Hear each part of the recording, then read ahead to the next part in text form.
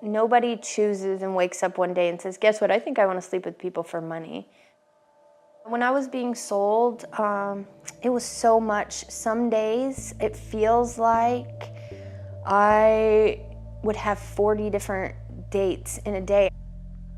When I first was with my trafficker, he pulled me off the street, so I didn't have anything. He clothed me, fed me, taught me everything I needed to know, drugged me, so I was like content, moldable, and happy. You end up owing them for things, for clothes, for food, for the drugs.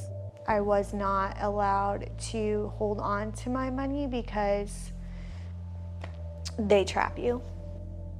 I was the girl that thought it would never happen to me.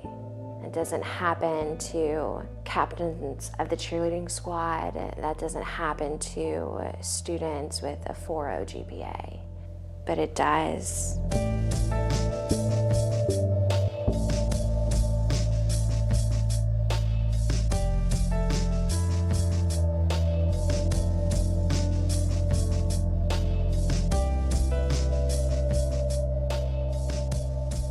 Okay, with morning huddle, I ask that you give me 3 things you're grateful for.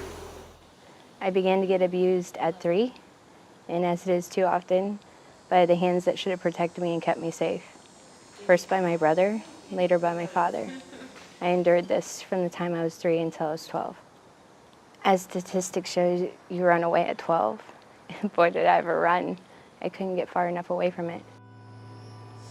As a girl is typically in the life from 5 to 7 years, and takes 7, 8 points of contact before they're ready to enter the program. And after 5 to 7 years, they usually end up in a courtroom. Thankfully, I didn't end up in a courtroom. I stood in front of Judge Malucci of Bradenton. She looked at me and she said, "You need Selah freedom." I didn't know a program like this existed.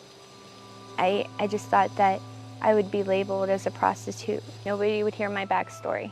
I didn't know what life could be like. I didn't know I had a future. What's your name for your birthday? What are you about to do, Kayla? Right. Okay, I will get an advocate. Can you grab an advocate to show them how to sign in, please? Hey. We have a huge tourist population that comes here. We have a lot of conventions. So very much the mindset of what happens on vacation or at the convention doesn't necessarily go home with me. By the age of 17, I was approached and propositioned by somebody as a minor, ended up being trafficked essentially by that person, and was in the life from about the age of 17 until 24. My role at Selah Freedom is to be able to connect with survivors from the very first point of contact. So now we are getting ready to go on the strip where there is a lot of hotels where we know sex trafficking has been happening, and a lot of victims out on the streets in this area. Hi, how are you? Good. Do you work here? Yeah. Oh, okay. I'm Misty. Hi, nice to meet you. I was just out making contact. I work for, have you ever heard of Selah Freedom? I think I have. You don't think you have? I don't know. And so I've just been out kind of making contact to girls, not knowing if they need any help with anything. So I don't know if that applies to you if you're... Do you have a card? I do. I have our hotline card. So primarily we help women that have ever had any history of exploitation. Do you know what that means? Mm-hmm. Yeah. So we have a lot of resources from safe housing to help with job placement to trauma therapy. So, yeah. Oh, you have to work today? Yeah. And are you safe right now? Are you from here? Yeah. Well, I'm from up north originally, but I've been here a few years. Yeah, I'm okay, I think. Yeah, I'm good. Thank you. You're welcome. You're welcome. Nice to meet you. Thank you. Yeah, I mean, she was very emotional meeting with her. But I did offer to just go meet with her and have a cup of coffee. And that way we could talk about maybe what her needs are. What happens when you blame? Are you going to find a solution blaming anything?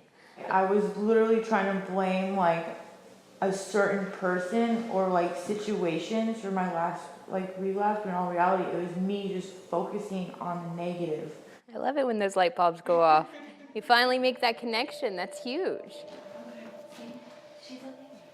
When I first heard about Selah, I wasn't sure that I had trauma. I couldn't call my trafficker a trafficker when I first got here. It was the situation. I thought I was bad, and that's just what happened to people like me. But once I saw that and really got to know myself and love myself enough to call it for what it was, to call it abuse, to call it rape, to call it molestation, then I realized like how affected I really was. I came to Selah to change my life. There's a lot of therapy, which is what I needed, because I've dealt with like my addiction, but I wasn't dealing with like the root cause of like why I was using.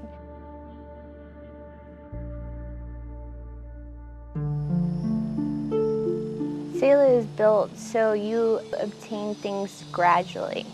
I went through college while I was in the program. I graduated while I was in the program. So I was stable mentally, physically, emotionally with wraparound services. I never had to face any challenge alone. Flashbacks, anything that would be triggering, they were there at every moment to guide me, to help me, to get to where I wanted to be. I've almost been on staff with Selah for almost a year now. It keeps me healthy. It reminds me when I walk through the door of assessment and I can relate to the women and what they're really walking through. It's been a huge blessing in my life to be able to pour the tools that Selah has given me and that health into the next survivor, but also to be able to relate where they're sitting. I can say without a shadow of a doubt that if I hadn't come to Selah, I would have picked up again. I would be dead right now. I've been given my opinions back, which is awesome. You know, I've had them, but I've never been allowed to share them, and that goes back to childhood. And I've learned this last year and a half that I want to be heard.